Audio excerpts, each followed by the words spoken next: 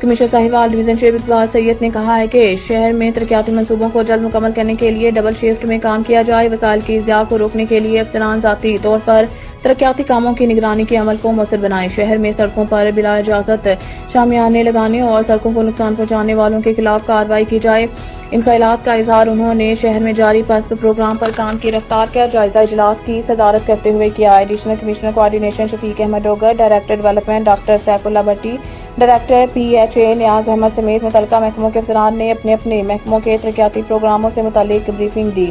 Commissioner Shoaib Iqbal سید نے ہدایت کی کہ شہر میں جاری نئی سیوریج لائنوں کی تعمیر کو جلد مکمل کرنے کے لیے ڈبل شفٹ میں کام کیا جائے اور مشینوں کی تعداد بڑھائی جائے۔ شہر میں ترقیاتی کام کی وجہ سے سڑکوں پر پڑے مٹیریل کو فوراً ہٹایا جانے کے لیے اقدامات کیے جائیں۔ انہوں نے کہا ہے کہ جی ٹی روڈ سمیت شہر میں خراب اسٹریٹ لائٹس کو فوری تبدیل کیا جائے۔ کمشنر شعیب اقبال سید نے کہا کہ ترقیاتی منصوبوں کی تکمیل سے جہاں سیوک سروسز کی فراہمی بہتر ہوگی، وہیں لوگوں کا معیار زندگی بہتر ہوگا۔